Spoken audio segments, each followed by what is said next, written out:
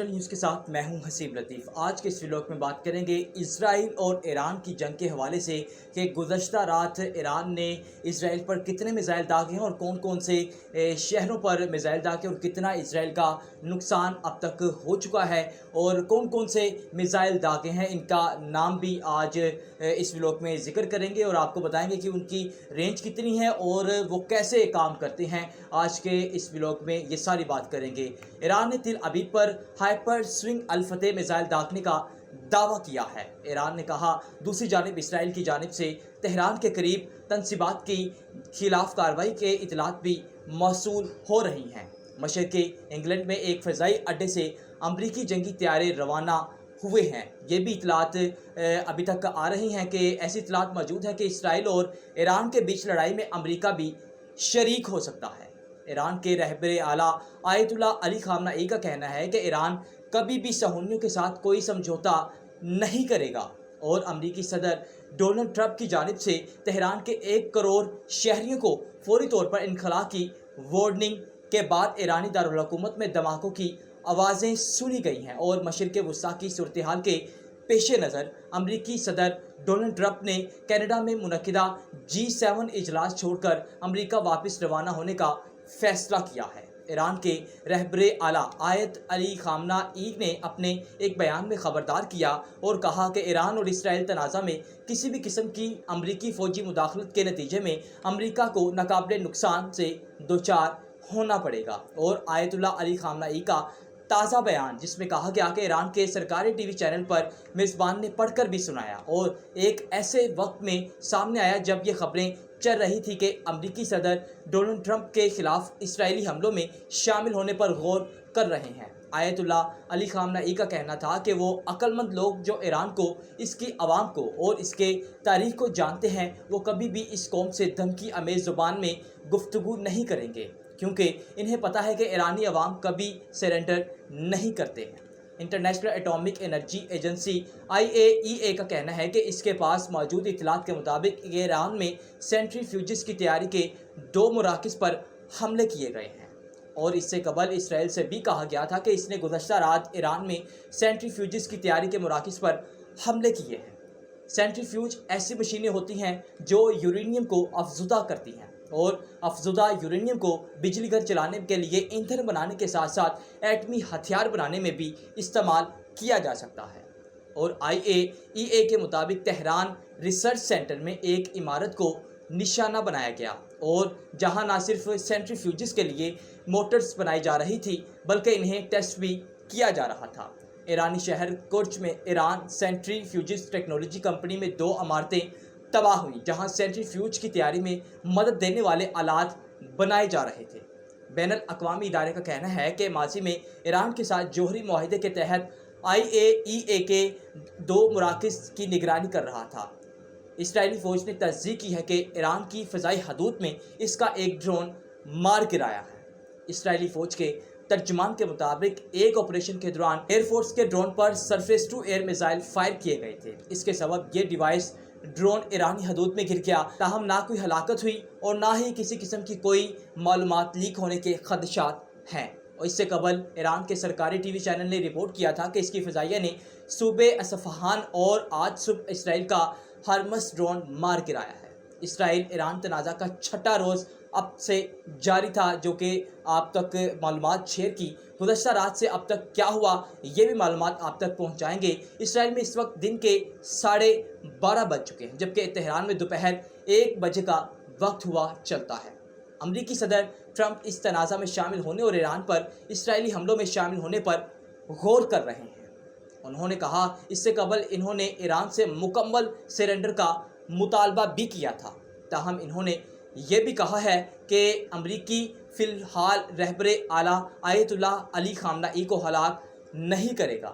خامنہ ای نے ٹرمپ کے بیان پر رد عمل دیتے ہوئے کہا کہ وہ کبھی اسرائیل کے ساتھ سمجھوتا نہیں کریں گے۔ گزشتہ رات ایرانی میزائل حملوں میں اسرائیل میں ہلاکتوں کی کوئی اطلاعات سامنے نہیں آئی۔ اسرائیل کا کہنا ہے کہ جمعے کے روز سے اب تک اس پر 400 سے زائد میزائل فائر کیے جا چکے ہیں۔ گزشتہ 50 سے زائد اسرائیلی لڑاکا طیاروں نے تہران کے قریب سینٹری فیوج اور میزائل بنانے والے مراکز اور پاسداران انقلاب سے منسلک ایک یونیورسٹی پر بھی حملے کیے ہیں۔ اسرائیل سے گزشتہ رات ایران کی طرف فائر کیے گئے میزائلوں اور ڈرونز کے سبب ملک میں متعدد مرتبہ خطرے کے سائرن بجتے ہوئے سنائی دیے۔ ایرانی میڈیا کے مطابق ایران نے تل ابیب کی طرف فتح 1 سپر سونگ میزائل فائر کیے تھے۔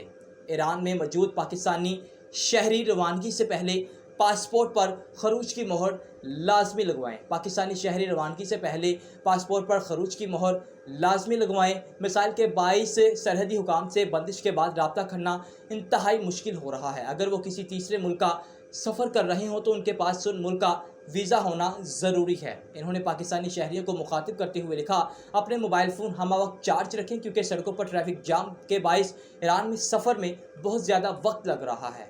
انہوں نے لکھا کہ ہماری تمام شہریوں سے گزارش ہے کہ وہ تہران میں موجود ہمارے سفارت خانے اور مشہد اور زاہدان میں موجود ہمارے قونصل خانوں کی رابطہ معلومات پر ہر وقت ہمارے پاس رکھیں اور کسی بھی مشکل صورتحال میں فوری طور پر ہم سے رابطہ کریں۔ انہوں نے منتبہ کیا کہ ایران کے اندر الیکٹرانک ذرائع سے رقم کی منتقلی میں شدید تاخیر اور رکاوٹوں کا سامنا ہے، اس لیے رقم کی دستیابی کو یقینی بنانے کے لیے پاکستانی سفیر مدثر ٹیپو نے لکھا کہ میں خود بھی ہم وطنوں کی مدد کے لیے ہر وقت ٹویٹر پر دستیاب ہوں۔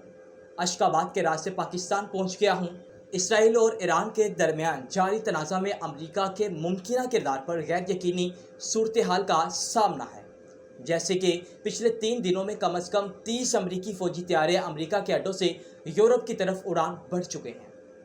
زیر بحث طیارے امریکی فوجی ٹینکر طیارے ہیں جو لڑاکا طیاروں اور بمبار طیاروں میں ایندھن بھرنے کے لیے استعمال ہوتے ہیں۔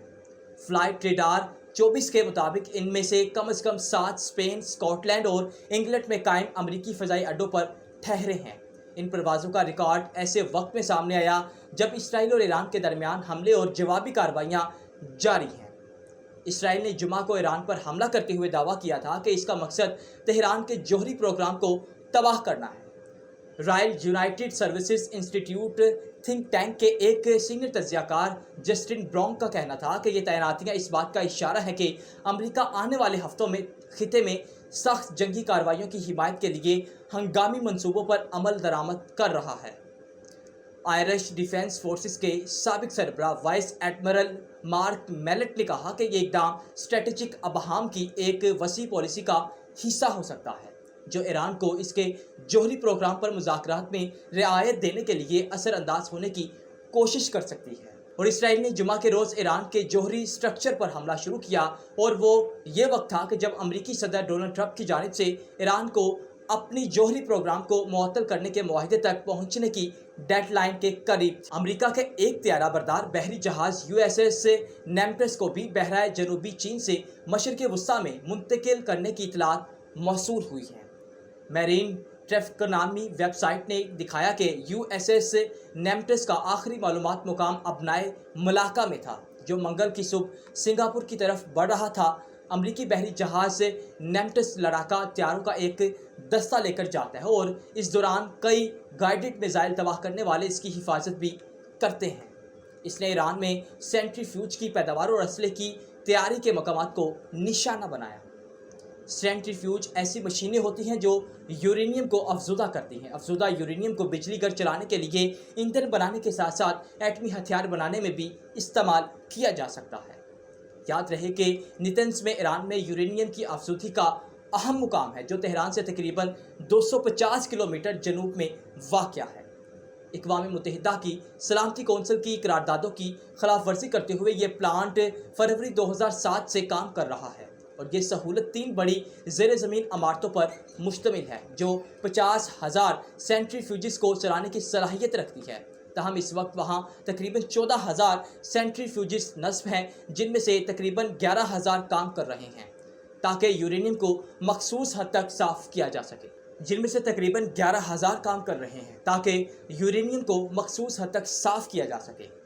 زیر زمین خفیہ عمارتوں، جوہری جزیرے اور یورینیم کانوں پر مشتمل ایران کی ایٹمی صلاحیت اور تنصیبات کے بارے میں ہم مزید کیا جانتے ہیں اس پر بھی بات کریں۔ ایران اسرائیل تنازع میں امریکی صدر ٹرمپ کا کیا اقدامات اٹھا سکتے ہیں؟ ایران کے زیر زمین یورینیم افزودگی کے پلانٹ نیتنز میں موجود سینٹری فیوجز اسرائیلی حملوں کے نتیجے میں اگر مکمل طور پر تباہ نہ ہوئے ہوں گے تو بھی شدید نقصان کا شکار ہوئے ہیں۔ آج کے اس ولاگ میں ہم نے بات کی اسرائیل اور ایران کی جنگ کے حوالے سے، اور ایران اور اسرائیل کے درمیان کون کون سے میزائل اور کون کون سے پلانٹس کو نشانہ بنایا گیا ہے۔ آج کے اس ولاگ میں یہ ساری بات کی، اور آپ کو اس ولاگ میں یہ بھی بتایا گیا کہ سینٹریفیوجز ہوتا کیا ہے، اور سینٹریفیوجز کی جو مقدار ہے وہ کیسے کام کرتی ہے۔ وہ یورینیم اور کو افزودہ کرتا ہے اور بوم بلانے کے لیے بھی استعمال کیا جاتا ہے، اور اس کی کتنی مقدار کہاں کہاں پر کام کرتی ہے، اور کتنی مقدار ایران کے پاس کہاں ایریاز میں موجود ہے، اور ایران نے اب تک اسرائیل پر کتنے میزائل داغے ہیں، کون سے میزائل داغے ہیں، اور ایران نے اسرائیل کے کون سے شہروں پر میزائل داغے ہیں، اور جس سے اسرائیل کے وہ شہر تباہ حالی کا شکار ہیں اور ہلاکتوں کے خدشات بھی ہیں، اور وہاں پر 400 سے زائد افراد زخمی بھی ہیں۔ ہمارے یوٹیوب چینل کو لائک کریں، سبسکرائب کریں، تاکہ ہر ایسی نئی آنے والی ویڈیو تک آپ کو بآسانی رسائی دلوا سکیں۔